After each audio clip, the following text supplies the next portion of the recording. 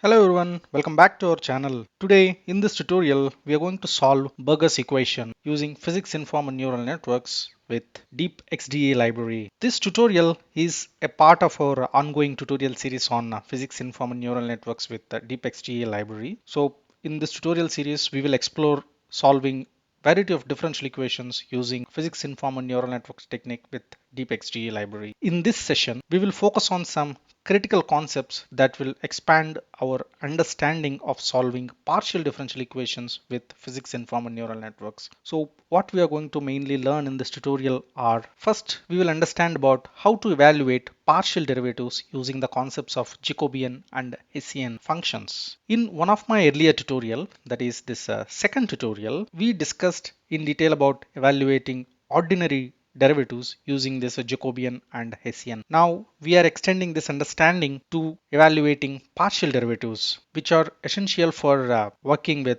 multivariable equations like this one. Next, we will understand about how to apply the boundary and initial conditions properly, followed by we will create a combined space-time geometry domain. This is an interesting feature that combines spatial and temporal variables into a unified framework, which is especially useful for solving time-dependent equations. Next, we will evaluate the test metric using an external function. So far we have been using internal test metrics like this L2 relative error. This is an internal test metric, but in this tutorial we are going to understand how to use our own test metric in place of the internal test metric.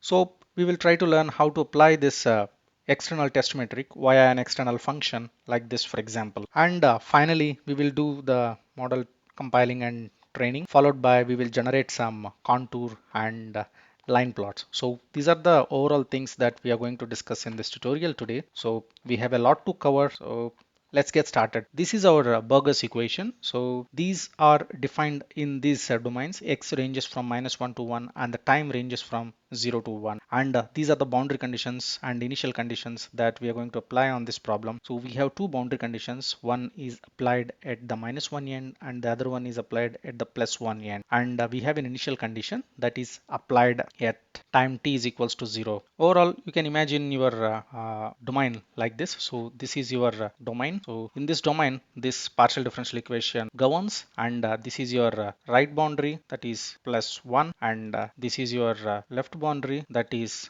-1, and this the vertical line is our time domain. So this is t is equals to 0 and this is t is equals to 1.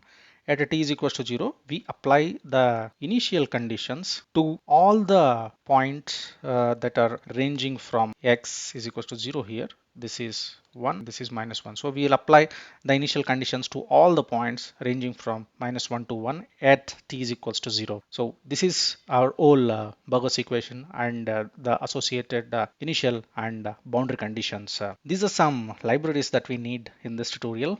So we are importing DeepXDE for creating our physics informed neural network, the NumPy for handling data arrays, and finally the matplotlib for visualizing our results. And we are using this PyTorch as backend. I said this PyTorch as backend in the environmental variables. So if you want to know how to set this backend, please refer to our previous tutorial. There I told how to set up this backend in environmental variables. Now let's start by looking at this analytical solution. Let us start the main problem. This is our reference solution for Burger's equation. So this reference solution is obtained from the DeepXDE documentation. The link of the same has been given here. So you can use this link to download this reference dataset. So here, after loading the burgers.npz file, this is basically a numpy file, into this Jupyter notebook, I have extracted the values inside of it. So this dataset consists of three variables, that is t, x, and u solution. So t refers to time, x refers to the spatial coordinate x, and u sol refers to the solution. So I'm loading them into three separate variables. After that, I am doing some array manipulation, because eventually I want to plot this contour plot. So here x is an individual coordinate and t can also be treated like an individual coordinate. So here I'm combining these two to form a grid x comma t. So using this grid and the exact solution, so here I'm plotting this reference solution. Our reference solution looks like this. So here the x ranges from -1 to 1 as shown in the domain, and the t ranges from 0 to 1. This is our reference solution. Our objective in this tutorial is to solve the governing differential equations, these using PINNs, and obtain a solution that closely matches with this reference solution. Next, we will dive into the computation of partial derivatives using this Jacobian and Hessian functions. These functions are very important for evaluating both ordinary and partial derivatives. As I said in our previous tutorial, we learned to evaluate ordinary derivatives. So in today's tutorial, we are going to learn to evaluate partial derivatives. When it comes to partial derivatives, it is crucial to understand these scalar and vector valued functions. A scalar valued function, for example, looks like this. So it takes one or more input variables, for example, x comma t in this case, and gives us one scalar value, one numerical value, that is f of x comma t. That's it. The output of this scalar valued function is always a single numerical value, no matter how many input variables it has. So in this particular case, we have only x comma t. So in another example, you might have x1, x2, x3, x4, and 5. It doesn't matter how many the input variables you have, the eventual output f of x comma t is just one single numerical value. On the other hand, a vector valued function also takes one or more input variables, but it gives multiple values as outputs. Here in this case, you have two outputs here. This is the first one, this is the second one. Likewise, you can have any number of outputs. These values are typically treated as components of a vector, each component representing a different dimension. Let's see how to use this Jacobian and Hessian functions to evaluate the first and second derivatives, mainly the partial derivatives for this scalar and vector valued function. As I said, a Jacobian evaluates first order derivatives and a Hessian evaluates second order derivative. Here in this is a Jacobian, this is a Jacobian, but this is a Hessian. Okay, this Jacobian is with respect to t, this Jacobian is with respect to x, and this h is with respect to x comma x, meaning x square, that is double derivative. And the syntax of Jacobian is this actually. So you can imagine a Jacobian as a vector for a scalar valued function. So here the first one represents dou f by dou x, the second one represents dou f by dou t, and the indices start from 0, 1, and so on. Here ys represents the output, that is f of x comma t, and xs represents the inputs, here in this case x comma t. I and j I refers to, these are the indices. So in a scalar valued function, you have only one component for this function. So after all, how many inputs you give, you just get only one value, right? So that is this I, but j represents each independent variable here. So j is equals to 0 represents x, j is equals to 1 represents t. Likewise, for example, if you want to evaluate dou f by dou x, you have to use Jacobian this function f comma x, but I comma j, we will give I is equals to 0 because f always gives only one value, right? So that is this, and j is equals to 0 because we are evaluating this derivative with respect to x, and in the input variables list, x is the first one, the index is 0, and the t is the second one, that index is 1. Similarly, if you want to evaluate dou f by dou t, so what we will give is j f comma x, I is equals to 0 and j is equals to 1. So this is how we evaluate the Jacobians here actually. Now for the same scalar valued function, so if you have to evaluate the double derivatives using Hessian, you have to follow this syntax. So here ys, as I said, this is f of x comma t, and this xs represents x comma t, the input variables, and this component is very important in Hessian actually. So what happens is Hessian, when you are evaluating partial derivatives, for example, if you want to evaluate the partial derivatives for this equation, second order partial derivatives mainly. So how many kinds of partial derivatives are possible? So x, t, x, t. So you can get dou f by dou x square, dou square f by dou x square, and here you will get dou square f by dou t square, and here you will get dou square f by dou x dou t. Here you will get dou square f by dou t and dou x. So these are all the four second order partial derivatives that are available for this. So here the component represent for which component we are evaluating in a vector valued function. So you will get different components, right?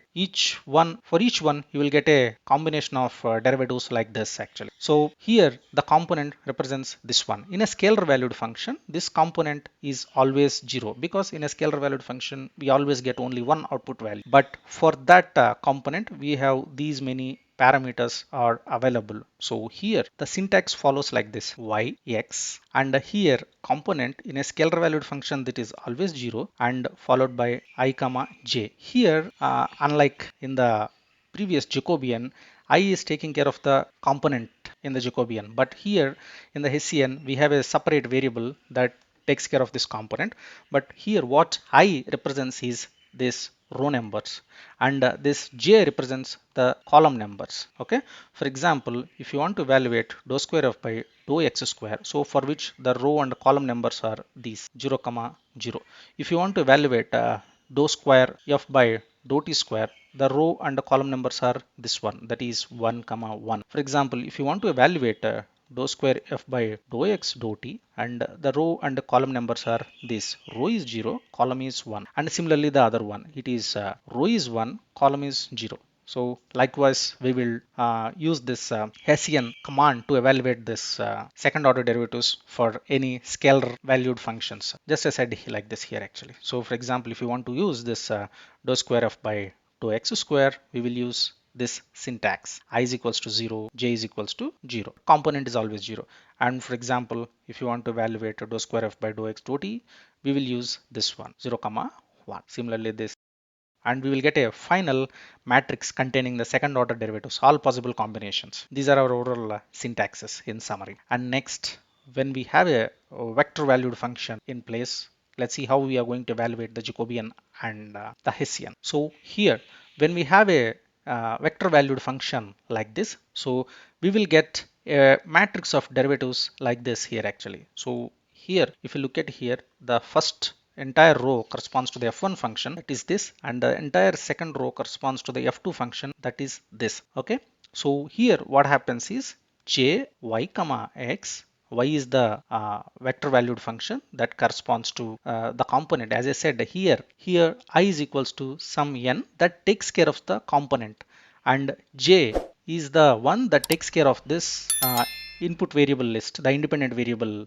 list actually. So for example, if you want to evaluate dou f1 by dou x, what you have to give is j y comma x. Our component is 0, the first component, so I is equals to 0, and the variable is x, that is also the first item in the list, that is j is equals to 0. So this is how we give, and also we have another variable here, that is component. And similarly when you want to evaluate dou f2 by dou t, so dou f2 by dou t, that is this. So how you give Jacobian y comma x, y represents all the output quantities and x represents all the input variables, and I is equals to what, 1, and j is equals to 1. So I represents the component, that is this is the second component. In a Python language, as the indices start from 0, so the second component is represented by 1, and j is the index, the component that represents the index of the input variable, that is t. So here we have x comma t, so this is 0, this is 1.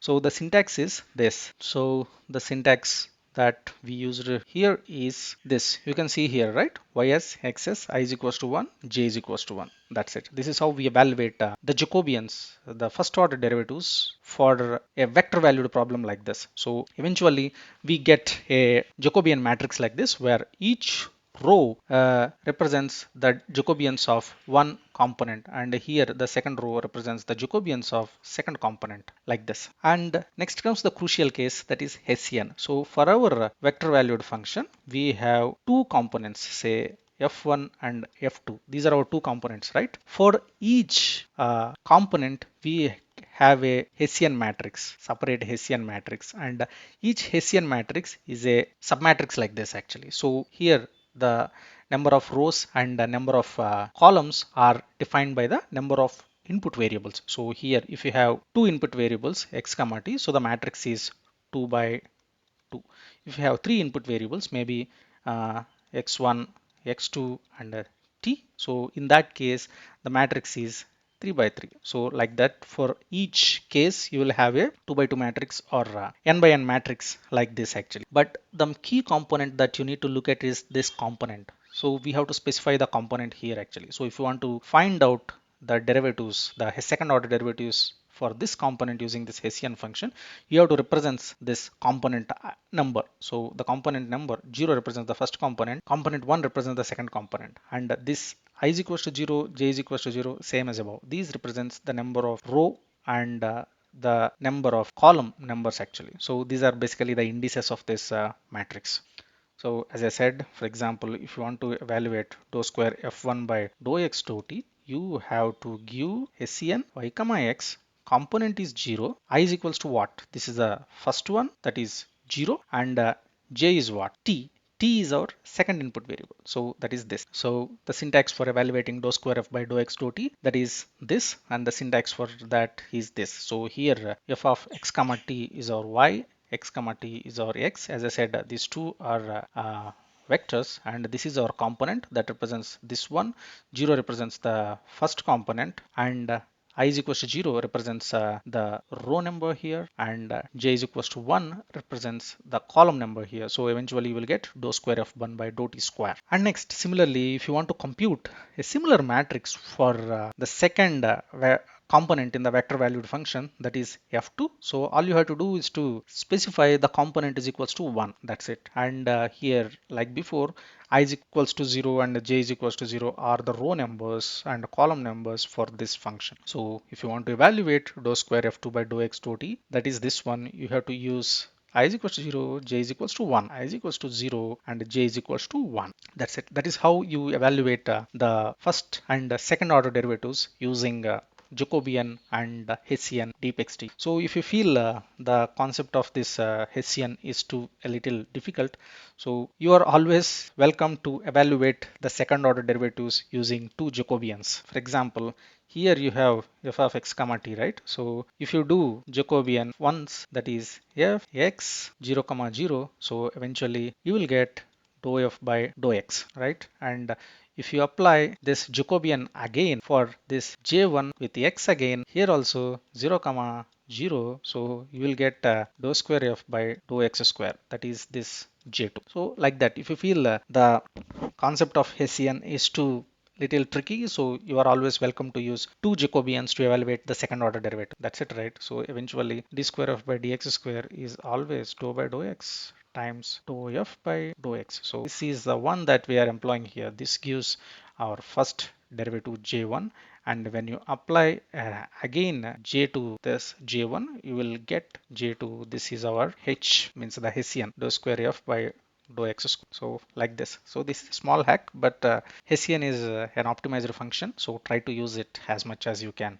It simplifies your length of syntaxes also. So in our partial derivative, so here we have three derivatives actually. What these three derivatives are? These dou u by dou t, dou u by dou x, dou square u by dou x square. That's it. X is the first component and t is the second component in this x. So here x represents a vector, that is this, and here this 0 and 1 are the indices here actually. So here, so what you will get here is, so dou y by dou x, that is dou u by dou x, and here what you will get is another first order derivative, that is dou u by dou t, and here what you will get is this Hessian. So what you are going to get is dou square u by here 0 comma 0, that is dou x square. So that's it. We have evaluated this here, we have evaluated this here, we have evaluated this here. So that's it. We have all the three derivatives in place. So we have completed evaluating this in the PDE function, that is here. After that, we just combine these derivatives in the form of a equation, that is dou y by dou t plus y times dou y by dou x minus 0.01 divided by pi, that is the new value here. So we are using this new value as 0.01 divided by pi times dou square y by dou x square.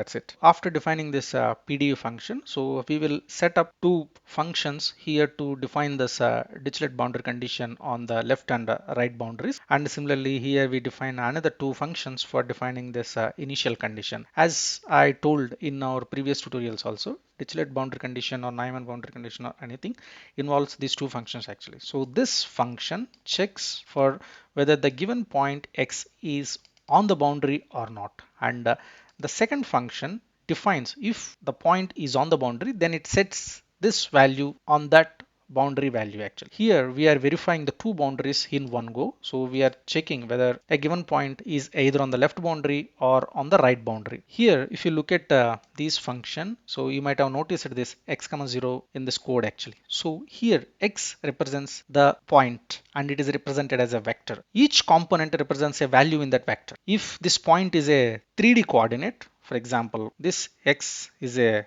3D coordinate, it has three components, right? So this one represents to the x coordinate, this one represents to the y coordinate, this one represents to the z coordinate. So if you specify x of 0, meaning it checks for the x coordinate. So here in our coordinate list, so here x, our point, represents two values. They are x comma t. So when we specify x of 0, that is x, and if we specify x of 1, that is t. So here we are checking if the spatial coordinate is lying either at the -1 or the +1 boundaries, and then whatever the points that are lying on these boundaries, it will specify this 0 value on that boundary.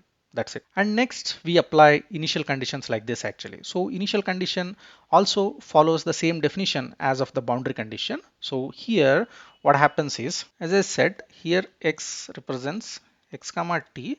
So if you look at here, x of 1 represents this t. T ranges from 0 comma 1. Okay, so we are checking for all the values in this x coordinate, all the values in this point that are lying at t is equals to 0. That is where we apply this initial condition, right? And on whatever the points that we found lying on the initial condition location, so there we apply this boundary value. What is this? Minus sine pi x, that we are evaluating here and applying that on this initial condition. These are the main things, right? We have defined this governing differential equation in the PDE function, and we have defined this Dirichlet boundary condition in the two functions where we define the boundaries, and we have defined this initial condition in the two functions where we set up the initial condition.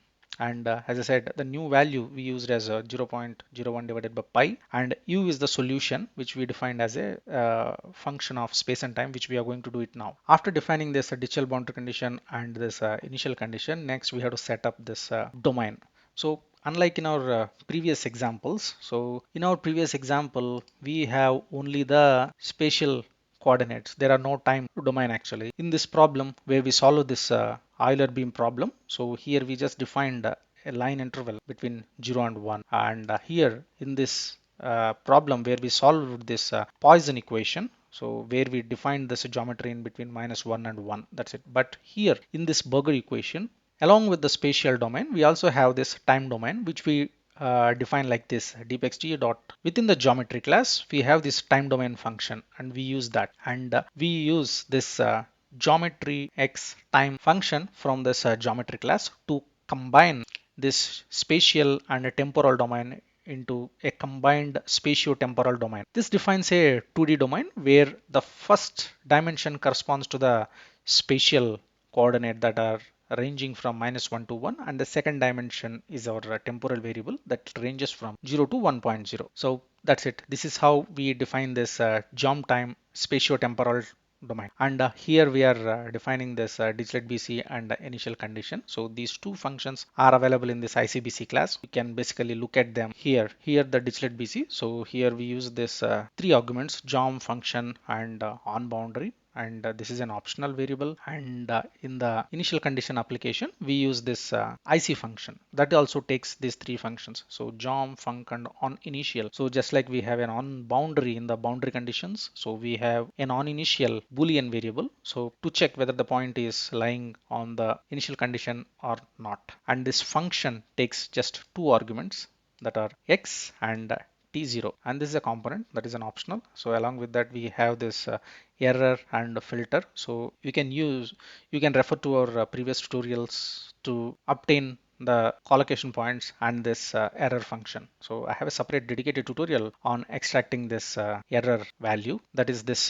tutorial. So if you are interested, yeah, go please take a look to extract this error values. Next, after defining this jump time domain and BC and initial conditions, we have to define our data set combining this geometry, boundary and initial conditions. So this is where we define this data set. And for this data set definition, we have to use this time PD function. This is available in this data class. So this function takes these arguments: jump time, PD, BC, IC, and num domain. These are the points, 2540 points that we are taking inside the domain, and 80 points on the boundaries, left and right, both the boundaries. Total we are taking 40 points in each, so total 80 points, and these are the number of initial points that we are taking on the initial condition line, that is at time t is equals to 0. After that, here we are defining our neural network parameters. So we are assuming a layer size of 2, 20 by 3 and 1, meaning it takes two input variables with 3 hidden layers and 20 neurons in each hidden layer, and it outputs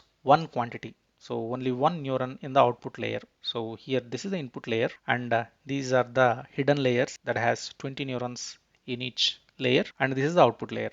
And we are using this tanh activation function and Glorot uniform initializer. We are using these to define our neural network. We have defined our model using this data set and using this neural network parameters. Next, here we are setting up our model compile parameters actually. So we are setting up this Adam optimizer and a learning rate of 1 e to the power of minus 3. But if you notice here in the metric evaluation, the test metric evaluation, we are using an external function, L2 relative error external. So this is different from the built-in L2 relative error metric. Previously in our earlier tutorials, we have used this L2 relative error. So this is a built-in function. When we put this keyword L2 relative error here, so this will basically use the built-in L2 relative error function to evaluate this test metric. But in our tutorial, we are defining the same L2 relative error using an external function. So we are not going to use the inbuilt function. So what is the reason why we are not using this L2 relative error inbuilt function, and why we are going with this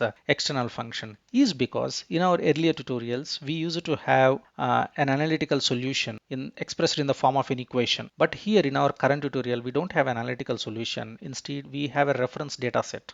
So we have to evaluate our error based on a data. To handle this test metric evaluation using a data set instead of an analytical solution, we are defining our own function like this actually. So this function takes two arguments. So that is ypred, the second one, and the first one is y reference, the y true values. So here I have just given as a placeholder because I have defined this yref above in this tutorial. So this yref is always accessible from any location since I have defined it as a variable like this. So that's why I have defined a placeholder there. So instead you can put this value, there's no problem. So after that we are evaluating this current real-time predictions using this model.predict with this xref.